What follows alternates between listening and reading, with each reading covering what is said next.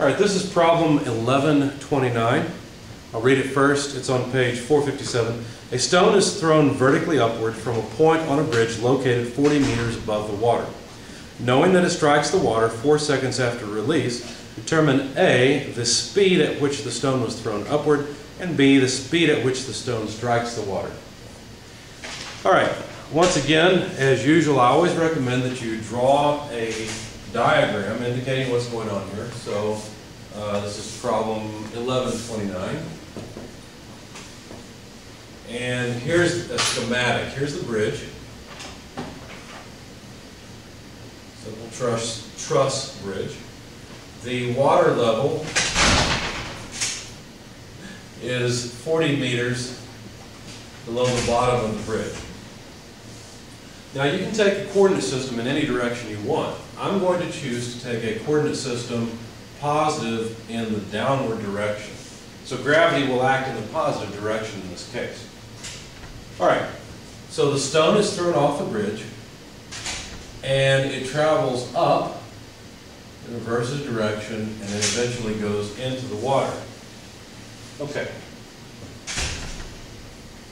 Now we're told that that entire travel time is 4 seconds. So let's write that down so we've got it.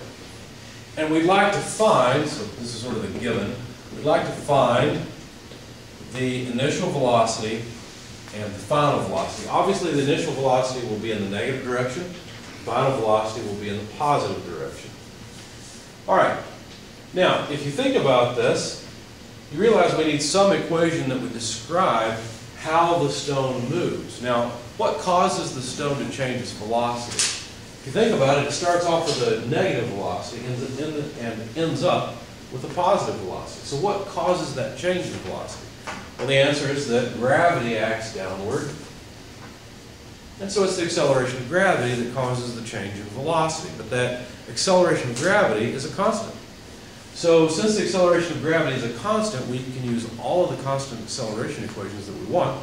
Just we'll use whichever one we need to solve the problem. Now, if you look at the variables that are given, we're essentially given some position information, some x type of information, and time. So I would choose the equation that involves those two variables.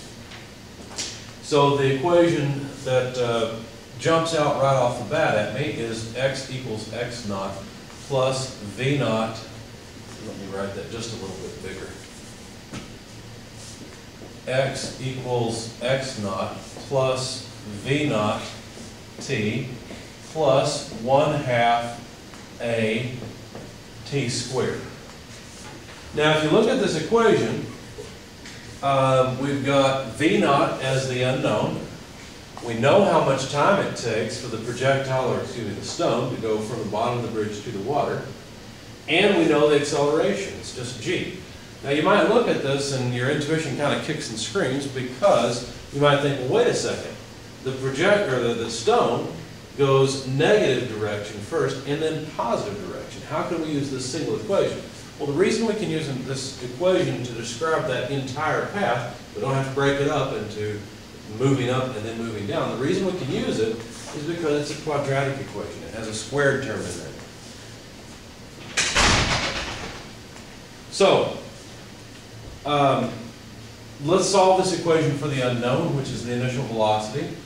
And notice what we're really doing here is we're applying this equation to two particular points, an initial point here and a final point here. So this is the naught or 0 position. This is the final position. So really what we're saying is x final equals x initial plus initial velocity time final, because we're going to start the clock at release here, plus 1/2, and let me go ahead and substitute g for a.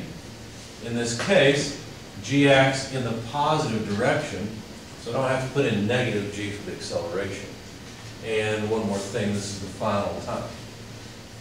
So what I want to do now is solve for the only unknown in the equation, which is the initial velocity. If you do that, going through the algebra is pretty straightforward.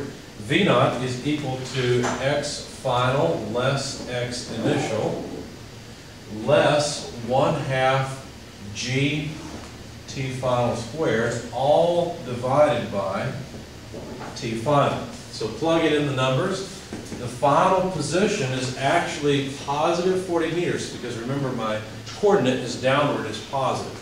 So final position is 40 meters, initial position is 0 meters, less 1/2, the acceleration of gravity is 9.81 meters per second squared. The final time is 4 seconds, and that has to be squared, all divided by 4 seconds. So plugging all that into your calculator, you find out that the initial velocity is negative 9.62, but 9.62 what? Well, hopefully meters per second, but let's find out for sure. The seconds here will be squared, so that's second squared divided by second squared, so the seconds will go away. Remember, when you square a number that has units, then you square the units as well. So the seconds go away. We've got meters and meters being added together. That's good. You don't try to add two things that don't have the same units. Well, a lot of you will on the exam, but please don't. And so we'll have meters per second, which is a velocity, which is what we're looking for.